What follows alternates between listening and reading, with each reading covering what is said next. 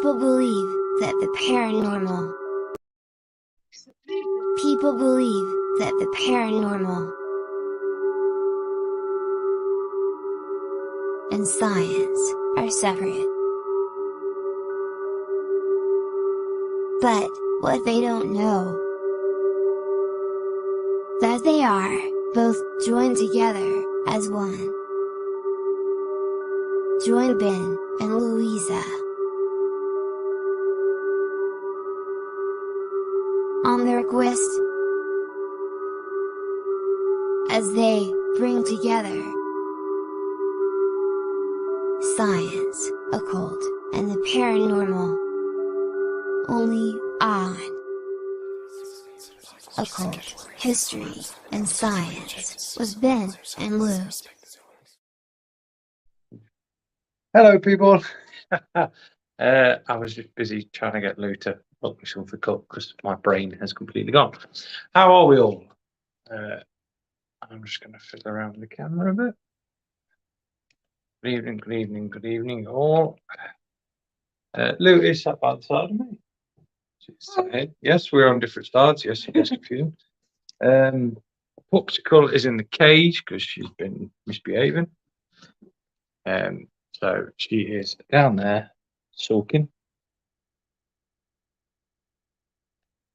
So it might actually be quiet. She might not actually bark. So people say hello to you. While the YouTube lot are on, Facebook lot are on. It is nice to see everyone. So that was that. Yep, that's the one.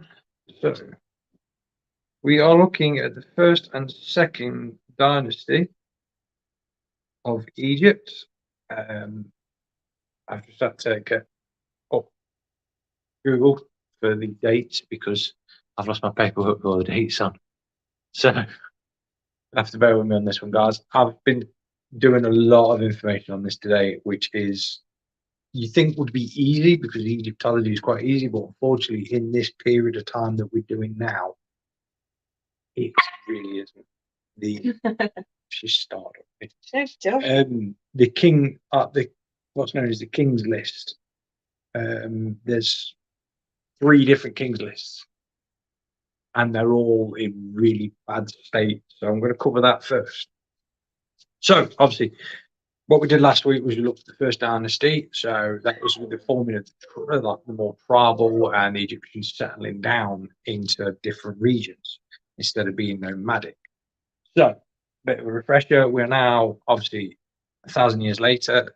So, well, not 1,000 years. I think it was about 800 years later. We finally settled down. There are cities that have been constructed, and the tribal, nomadic part of the Egyptians at the time has ceased to exist.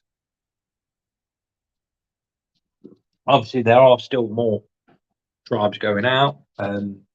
Even to this day, there's still tribal people that do still live nomadically in Egypt. But for this period in time, we're looking at most of settled down. So we have obviously the forming now of kings in different sections. So Egypt is now split into the upper kingdoms and the lower kingdoms. Now, this is where your geography gets really, really confusing, because the upper kingdom is in the south and the lower kingdom is in the north, because the Nile is one of the few rivers that run northwards rather than southwards. So this is where things get confusing. This is why, if you've ever heard me go on about Tartaria, the Egyptians said it was up near the upper kingdoms. Upper kingdoms being further into Egypt rather than being further out. So a lot of people think when they were talking about Tartaria that it was in the north. There is a country called Tartaria, but it's not the Tartaria that you're thinking of in mythology. So that rounds that one. Right. So I'm a bit scrambled in a minute, guys, and I don't quite know why I'm scrambled, but hi to all of you. You had to cook tea, that's all. Yeah, I had to cook tea, so I'm a bit scrambled. So first we are going to look at is, if I go onto my photos, which are buried here. So these are the examples of the kings lists that the Egyptologists use now for reference when it comes to the kings that were around this time. I'm saying kings because the pharaoh doesn't exist yet. The idea of a pharaoh is non-existent at the minute. It's all done by kingdoms. Yeah, I always eat enough. What was tea? It was bangers and mash with a red wine gravy and cheesy. We had cheesy mash. That's what tea is today. And what I'm drinking is lemonade, seeing as everyone likes to ask. Right. So the first list I'm going to put up is, and you're going to have to bear with me because my Egyptian is not the best. So right, no one's really going to be able to say anything. Okay. Yeah. So the first one I'm going to show you is the Palamon stone. Now the Palamon stone is this one here. So this is the Palamon stone. I know it's a bit blurry, guys. Can't quite see it all. I don't know why I'm putting my fingers on my camera to zoom into it. So, so this is the Palamon stone. This was found near the city of I'm about to say Memphis, but it does sound wrong, but it is Memphis. It is what they used for finding out the sort of names of the first dynasty kings, and there was a queen. Well, the queen bit is debatable. So this is one of the main things they used. However, there's another two that we used. So from this one, they had the Turin Kings list, which is this. This is the best photo I could find. So you get a little detail. This here that you can see is the actual Egyptian writing. Everyone has this theory that they all used hieroglyphs to write. Yeah, that's what we're taught in school. you taught in school they're writing hieroglyphs. There's 700 different hieroglyphs, yet there's 2,000. There's 250,000 different variations of hieroglyphs you can get. So you imagine the amount that is actually going to be is unreal. So anyone that ever says they can speak fluent, can understand fluent hieroglyphs is lying. So this is obviously that one that was in tatters. You can go over to Egypt and you can see these in the Cairo Museum. The next one was the Abydos Kings list. Now, this is the Abydos Kings list. As you can see, it is completely and utterly unreadable. So I do have, I'm watching next to Lou's phone, so she's laughing as she's seen the photo. As you can see, just in this, I'm going to try and poke my finger up on the camera. This here is where it starts. And then obviously it runs all the way down to this end, all the way down. So I managed to find a bit of a clearer one, but unfortunately, if those of you that are watching on your phone, ain't going to be much clearer. And this is it. So this is the King's list. As you can see, it looks pretty much the same, apart from the light shaded areas. Close your eyes. Yeah, God, it looks even worse. The light shaded areas are, my brain's going to go fried because I can't remember the name of them. Cartouche, which is where if you were a person of power, you would have your name in a cartouche. It was said to protect you in this life and the next. So as you can see, all the different cartouches have the names of different pharaohs all in.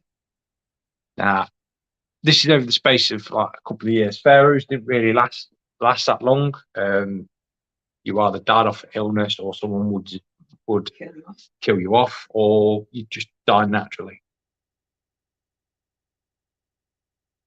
There is records of some pharaohs at this time living up to 50 years.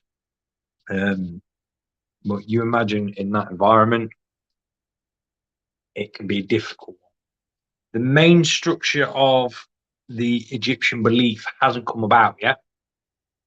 The only one that exists at this moment is Anubis, because this is where the death rituals and all that lot started.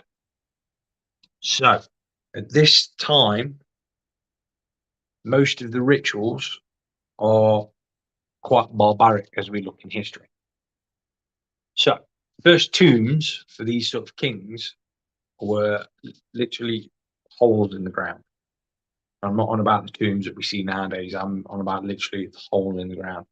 They would make small rooms sort of the size of your living room, have a small sub room behind. The walls would be made out of clay bricks. You would be laid to rest there with your more expensive gifts. Now, here's something that you start to notice in Egyptian, and it fell out quite soon. So they would build like separate chambers all around your main chamber.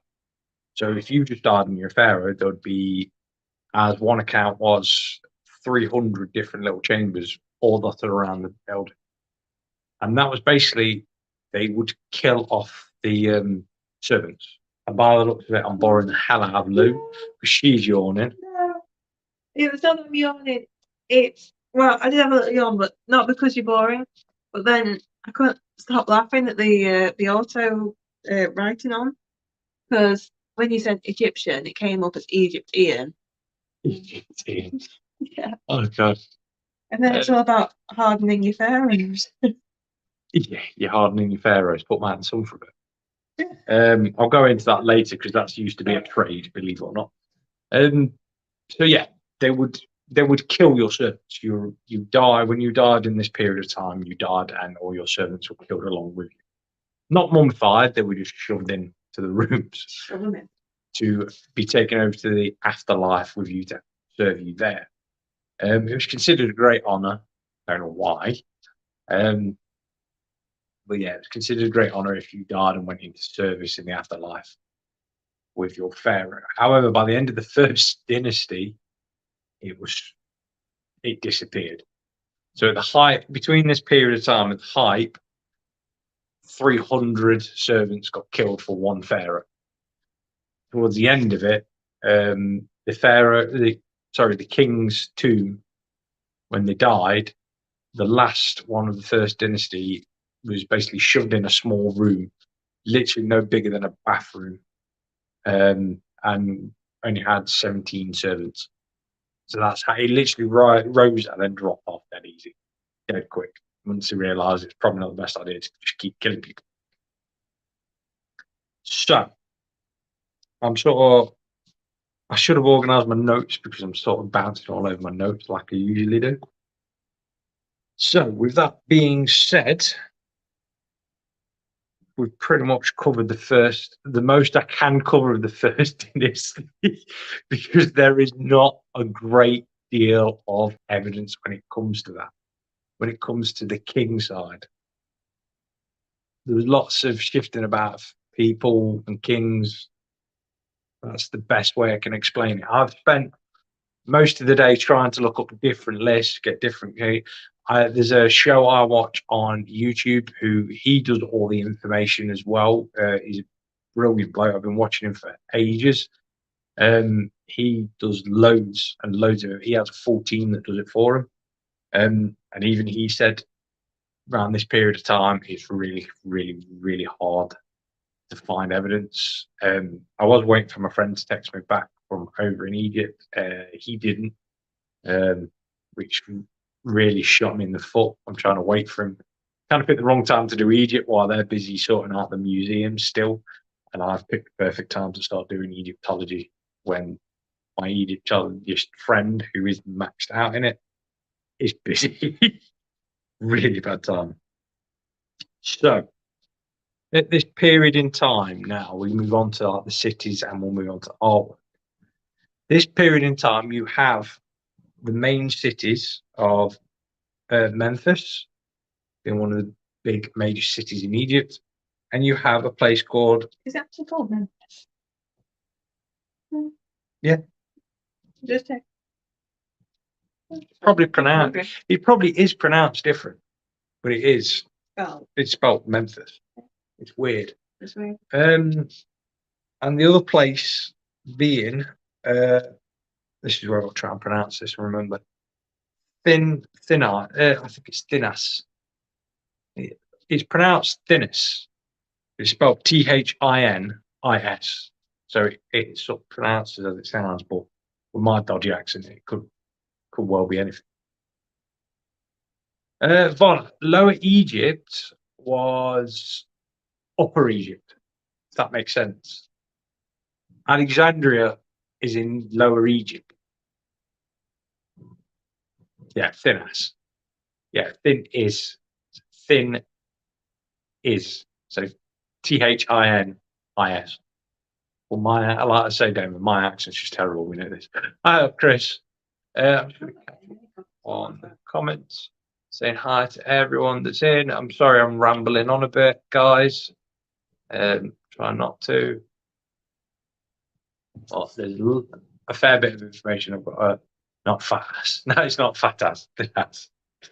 So Thinnas became the main capital. They think, again, a lot of this at the time, when you look into the Egyptology, this time, there's still, even nowadays, there's still sort of guesswork when it comes to this. So they think Thinnos was the main capital of the Lower Egypt.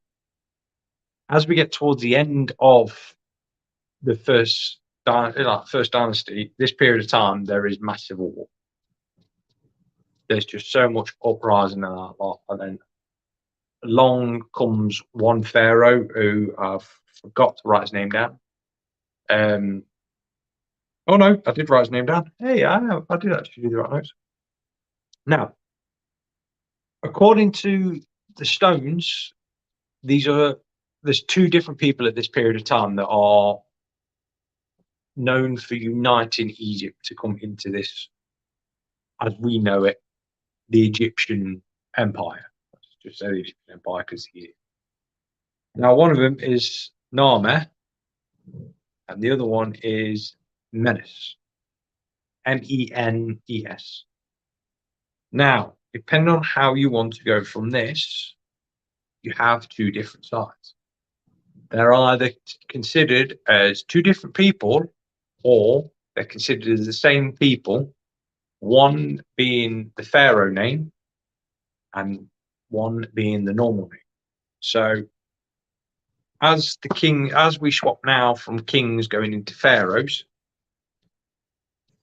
were given a name, sort of like you have with the Pope, like at the middle, Pope Francis.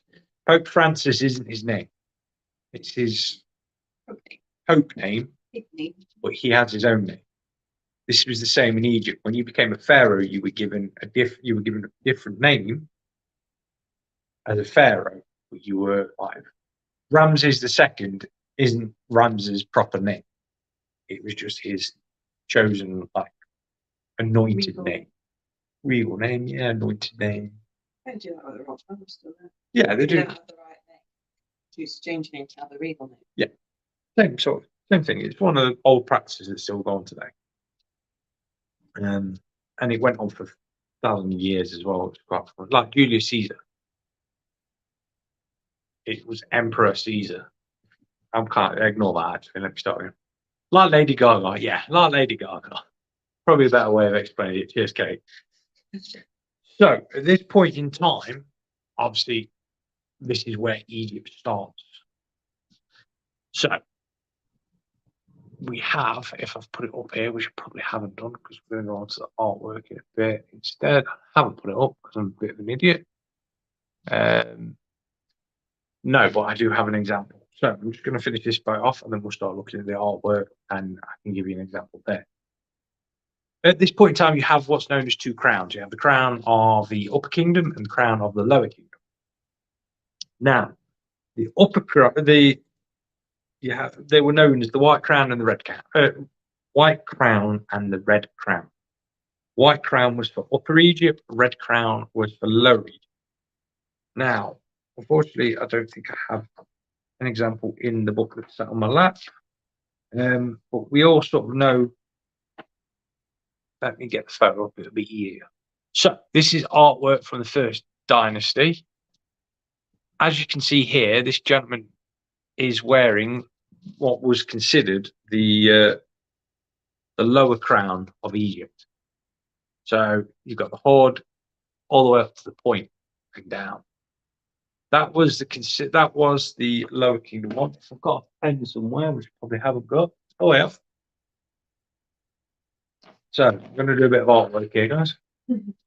So the upper crown was like that. And the lower crown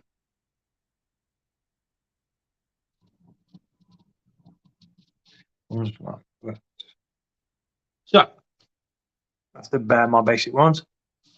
This is the upper crown. This is the lower crown. So this is how they were sort of wearing at the time, before we had the headdress that you see pharaohs wearing now. So once Egypt united, you ended up with what you can see now today. If you look in any images of Google and stuff, you will see. My drawing's really bad here, guys. This is what the crown looks like now. They have the outside and the inner side united together. I should have really saved an image of it, but let's face it, guys, my brain goes in overload when I'm studying, so I tend to forget things quite a bit. Let me flip back to comments, see what you guys are saying. Period of stage name. What period of time was the start of the empire? Start of the empire, because I forgot my bloody notes. I've lost my notes from last week with the time period on. So originally it started 3,100 years ago. No, it was a different period. The whole Egypt's been going now to this date is 6,000 years old, if not older. I think it's probably about 7 now. We're looking about periods about 4,100 years to what date we're doing now, Vonnie. This is the first period where it all starts. Sorry, guys, I'm really scrambled. It's not like me to be this scrambled on a live, so I apologise. I think Ed might still be a bit scrambled from last night's investigation. So yeah, we're right back at the beginning of Egypt. Don't take my word for on that, Vonnie. I just check on Google. It'll bring up the British archives on Egyptology, and you'll be able to find out there. I don't know if you know what I mean, but the Pope and people in the Vatican wore headdresses. They look like a fish's head. Yeah, that's a different thing that they wear, the headdress. Yeah, if you can. Yeah, sorry, Vonnie. It's the best I can sort of do because my brain's, for some bizarre reason, I'm completely fried at the minute, and I don't know why. Basically, you got up earlier with the dog and you let me have a lie in, so you didn't get that much sleep last night. Yeah. Just so that I could have a lie in. Because it's nice like that. Probably the best of explanations, yeah. Someone to get out of bed till like 10, half 10. I was up at 8:30 with the dog when we got in. It was about, what, 1, 2? You went for that one. Yeah, 1:30. So I'm a little bit fried. But yeah, I forgot where I was going. What about the unification? Yeah. So this is where the unification came, and this is also where we started to see and this is where I'm really going to embarrass myself on my pronunciation again. The Nekala Kahel. I think it's how you pronounce it. Who's going to try? What buttons you got there? So, Is that I could do it. We took it off my lap. Oh, what can we see it there? So it's NEKHAK. You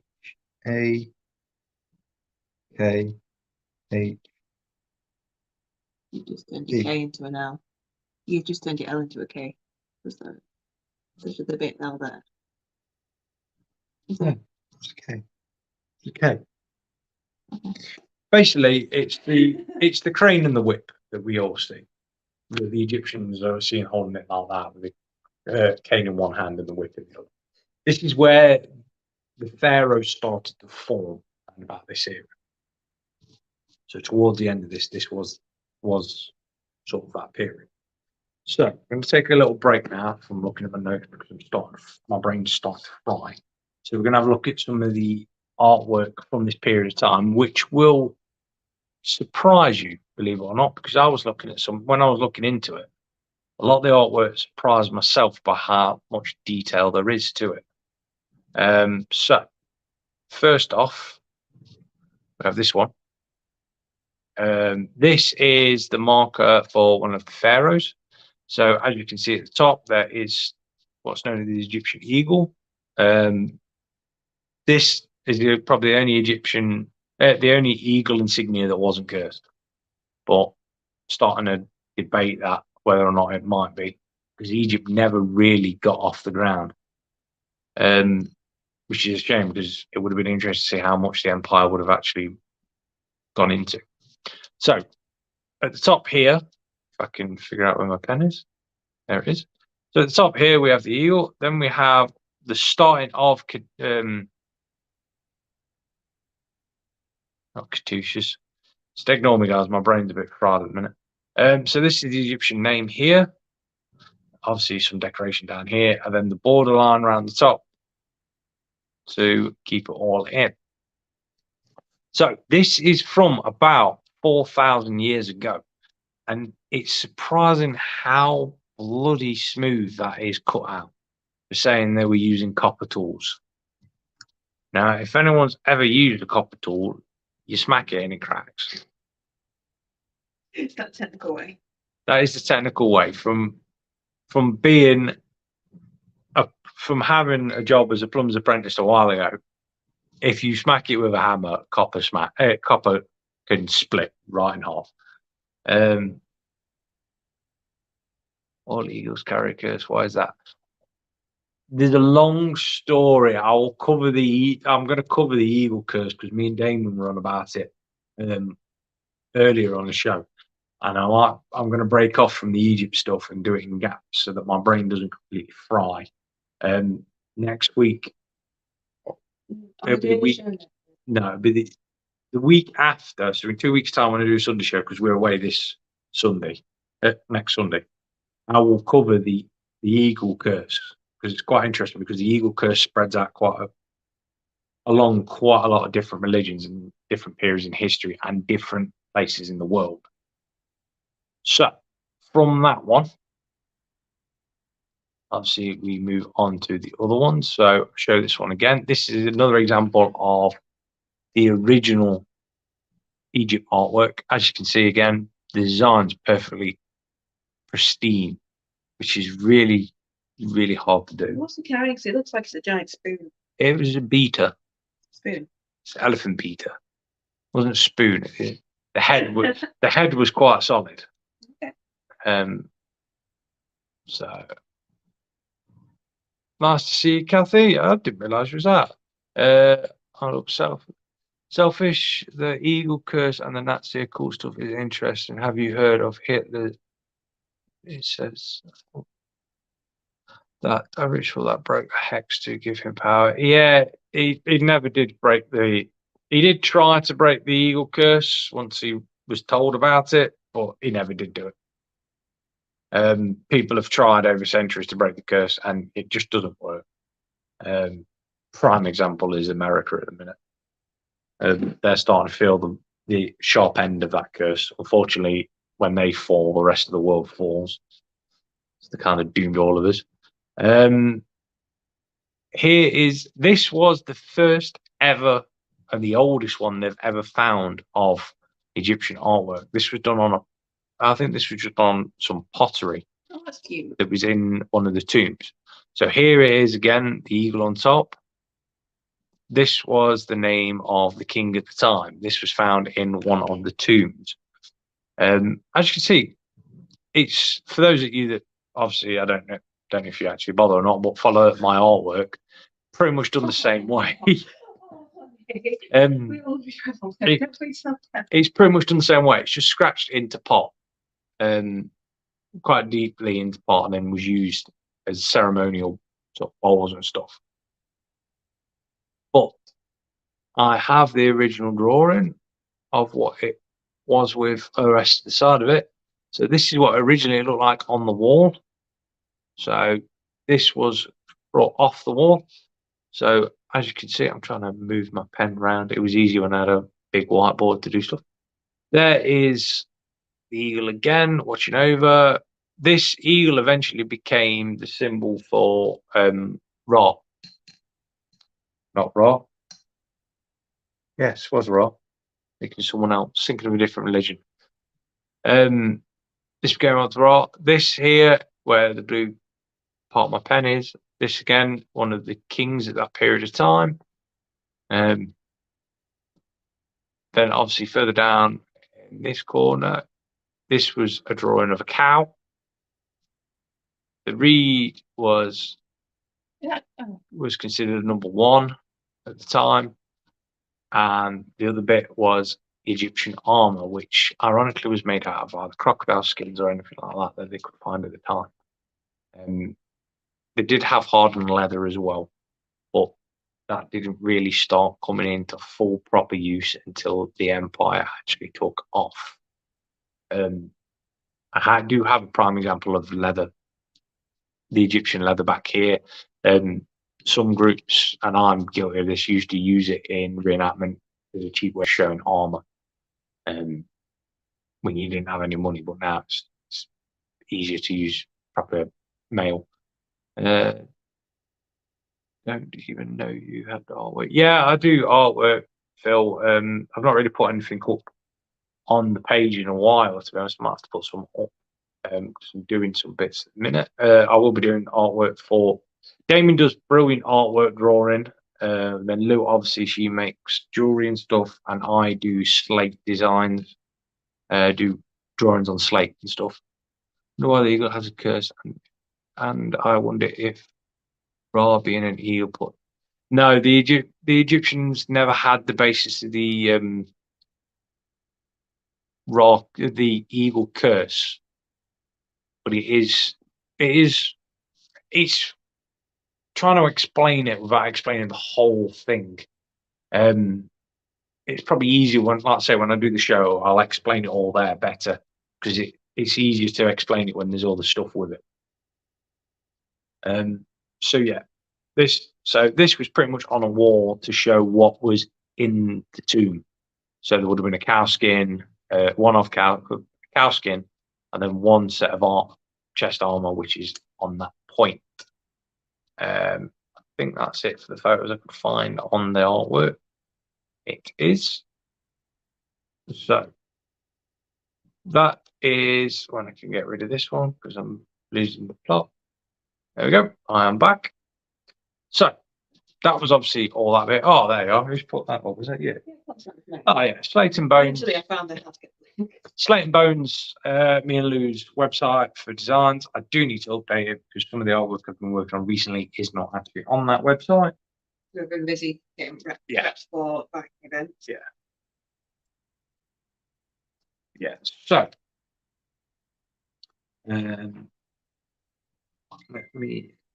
give me 2 seconds, guys. I know I'm a bit shocking today, so I must apologise. Where are we going for? I've sold my place in this book. So, there it is. All in all, when it came to the lower kingdoms, as obviously we're just going to talk about, obviously, as the cities start to form. So, Memphis was the main capital at this time, main mass city. It was considered the focus point of Egypt. So it separated the upper kingdoms from the lower kingdoms. Now, as you look at a map, which I probably should have kept that map up from last time, all the lower kingdoms all stretched out along what's known as the flat, sort of like the flatland of Egypt. So this is looking out towards the Mediterranean Sea, where later on in history you'd have Alexandria, Cairo, in the Giza Plateau, stuff like that. It's obviously right next to Cairo.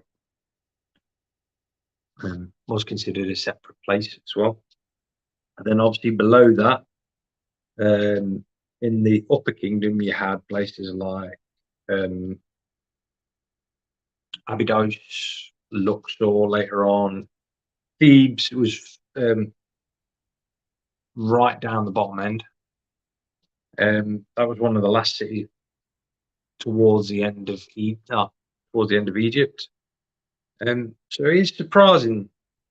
All in all, I think they ended up with, I think it was 22 cities in the Upper Kingdom, and 20 cities are in the Lower Kingdom. Now that's just along the Nile. Obviously, at this point in time we're doing, the Sahara doesn't exist to the same scale it does today. So Egypt spread out further away from the Nile. It was only as we're going to go through now, I'm going to bring up more of the economical climate that was coming in, the environmental climate that was starting to kick off. Egypt had the best place to start off, but had the worst environmental history going, unfortunately for it. I think Pompeii was bad for like the Romans. Egypt just never got a break at all, which is why it was a brilliant empire, but it's a shame because it never got to spread its full wings, full potential.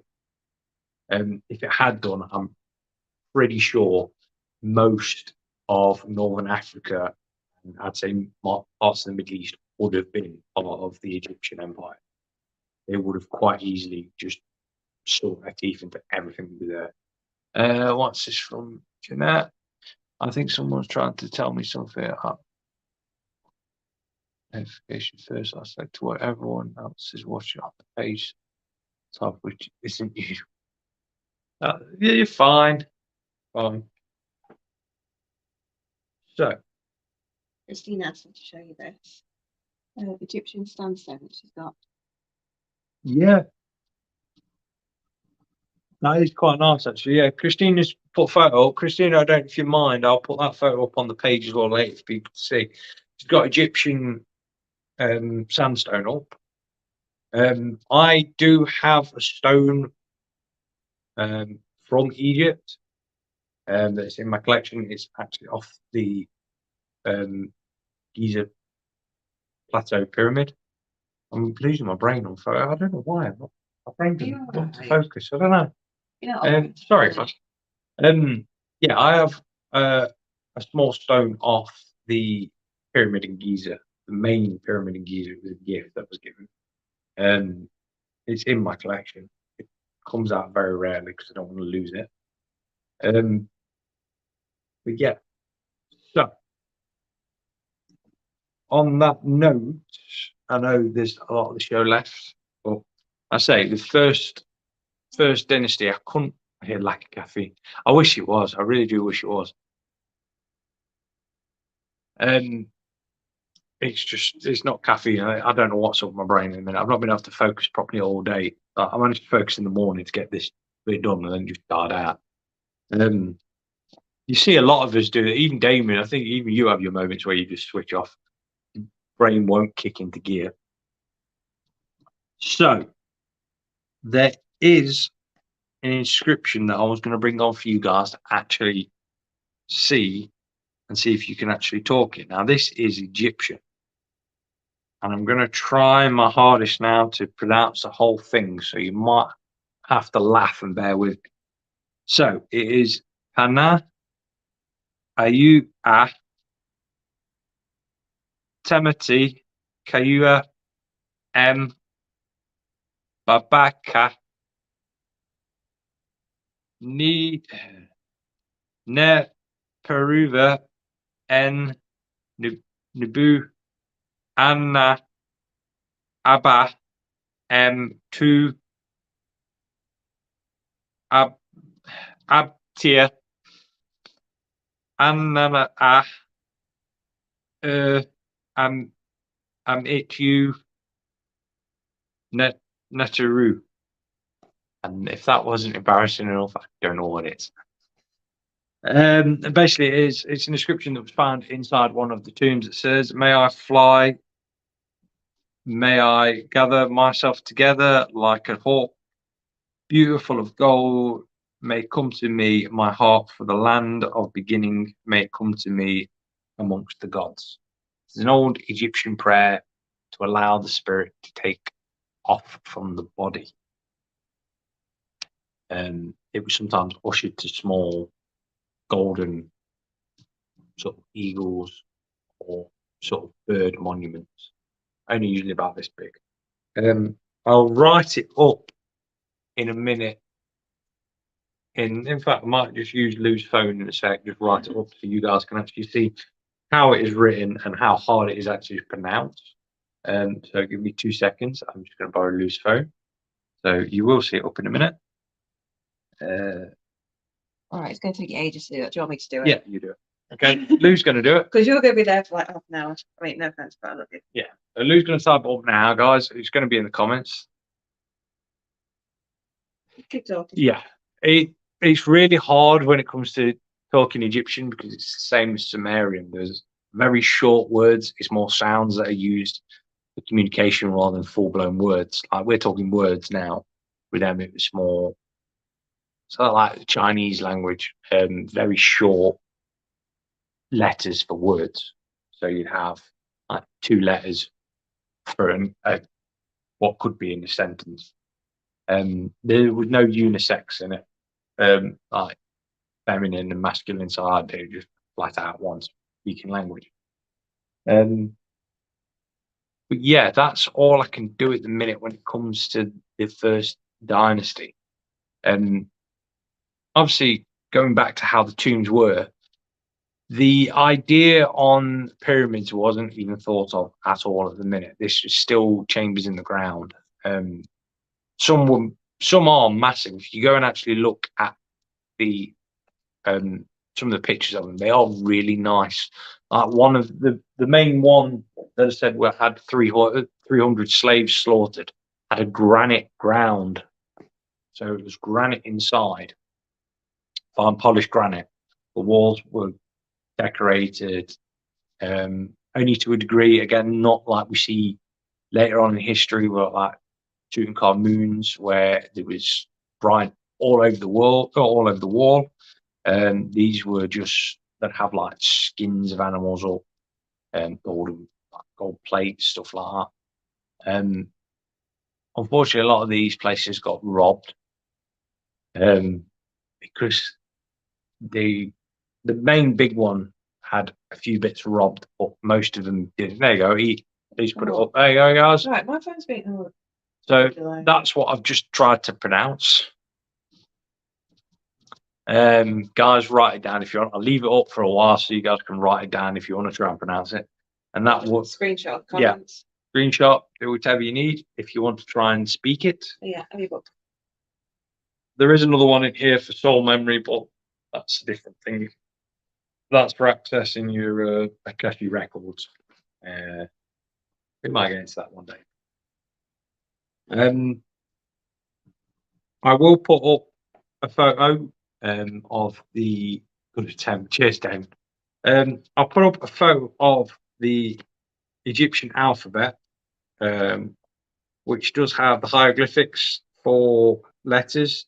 Don't get confused easily. There are a hell of a lot more than what there is here. The basic sounds, or the English basic sounds for like A, B, C, D, E, which ironically didn't. This is the funny thing. E does not exist in the Egyptian language. Yet when you pronounce it, it exists, which is weird. It's a sound, not a letter, really. It's just, yeah. At this moment in time, E is a sound. It's not a letter.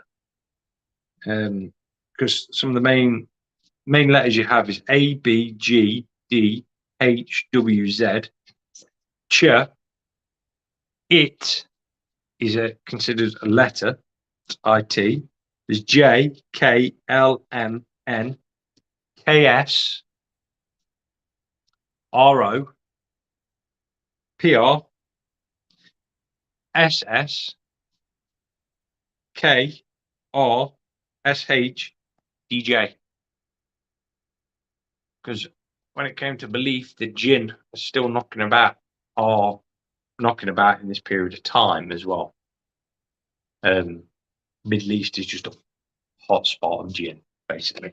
Even in the Egyptians' time, 4,000 years ago, 3,000 years ago, they did not mess with the jinn.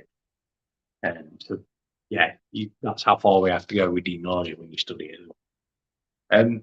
So that's pretty much it for on this one, guys. I know it's been a bit scrambled. I apologise. Just don't seem to be sitting right at the minute. You're very fidgety. I know. I don't seem to be sitting right, or do I? Looks like you have walkers in there. Yeah.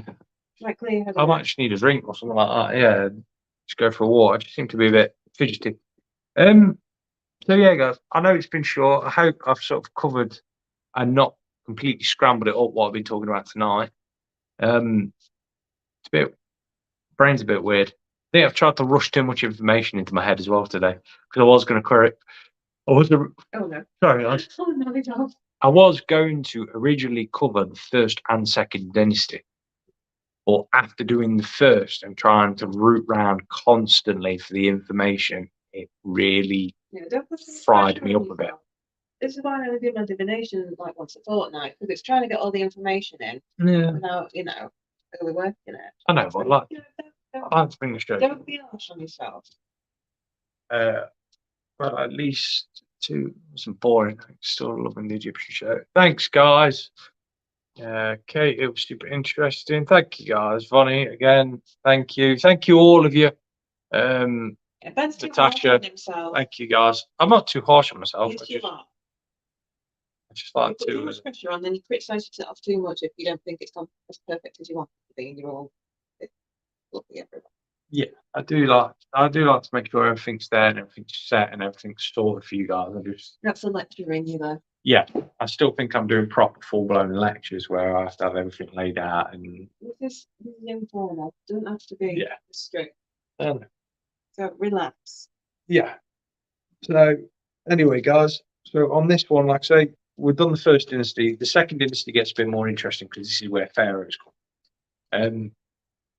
The end of the first dynasty, as we've just been on about, literally just this was the first major blow to the Egyptian empire. Of it ended in civil war. The last two kings basically butchered each other and tried to usurp each other. Then this main guy that we was talking about just appeared out of nowhere and unified Egypt. Just appeared out of nowhere. Pretty much, that's all they say record-wise. He just appeared out of nowhere and unified. It's really interesting, really weird. Yeah. Guy just turns up, rocks up with an army and wipes everything out and goes, right, this is it. So from this period on is where you start to see the build-up of Egypt properly. You have to remember this was the first dynasty. By the time Rome turned up, Rome was considered the 23rd dynasty. So there's a lot of dynasties over a short period of time. Have some wine and relax. I would do, but wine sort of gives me heartburn. Realise this, which is a shame. Lou drinks the wine for me instead, so I'm fine with that. So yeah, guys. Any question? I've got 10 minutes, so if anyone has any questions on other things, please feel free to ask. Or if you have any questions on Egyptology, please feel free to ask that as well. But yeah, floor's yours, guys, for a short period of time. I started to ramble on again. I'm trying to stretch my leg out. There is like the religious side of it. Just did you see my question above? I probably didn't, Kate. I apologise for that. Probably not, Kate. Sorry. It doesn't look like it's come through. No, it might not come through. Fine to ask again. By all means. The religious side starts getting interesting round about now because prior then it was we put your body, they wrapped your body up. They didn't do any of the take your organs out and figure that at the time. They just basically wrapped your body up, shoved you in the ground, and that was it. That's the Beautiful. basic way. Wrap you up, shove you on the ground. The whole romantic side of the Egyptian deaths doesn't exist yet. And they basically, like I said, they basically just wrapped you up, shoved you in a hole, and that was it. In sort of a wooden box.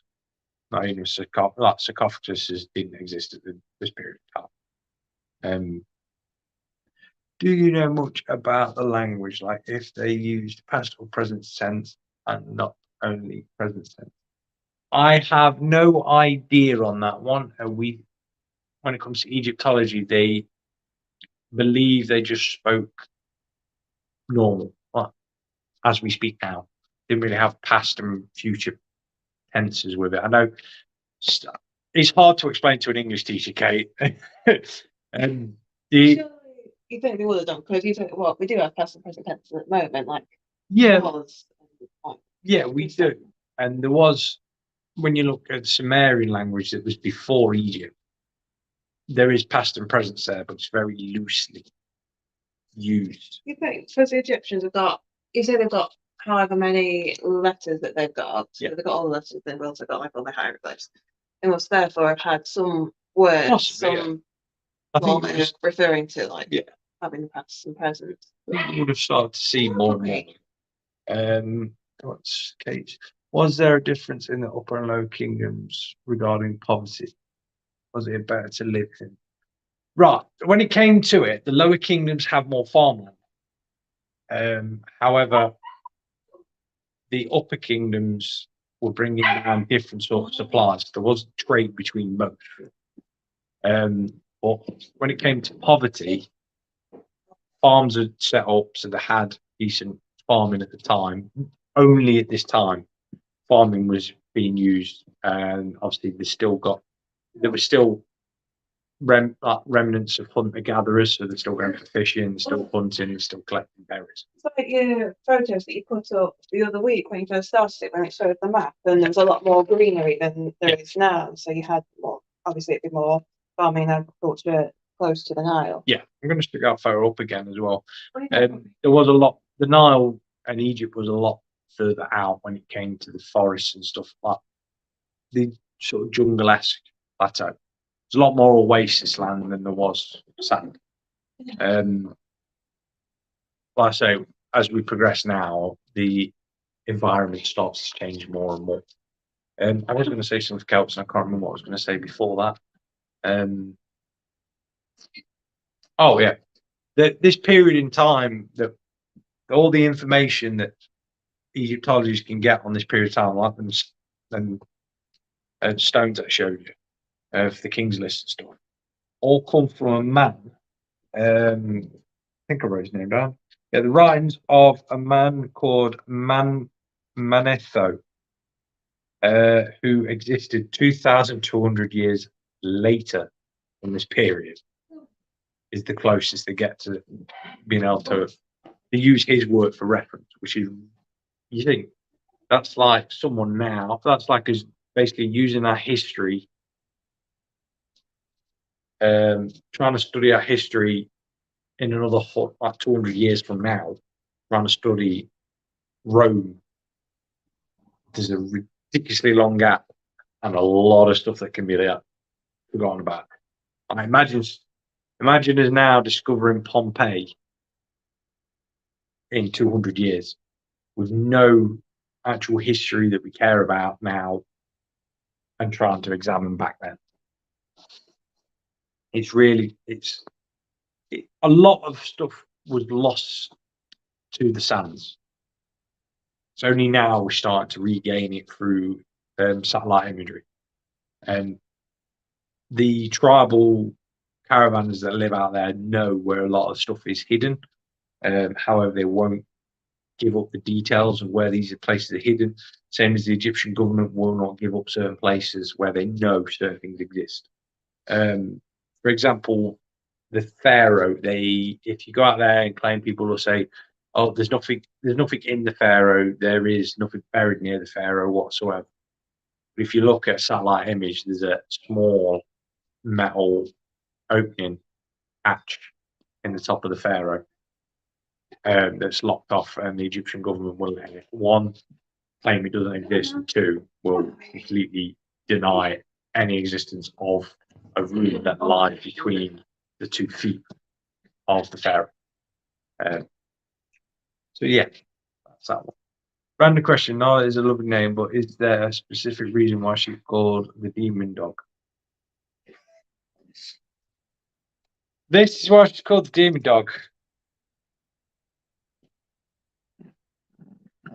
She chews on people's hands, and that's it. Luckily, she's not rough. That's why She got one baby tooth still, hasn't she? That's why she's called the demon dog, and the fact that some of our old shows, when we first had her, she used to run up and just randomly attack me in the middle of the show.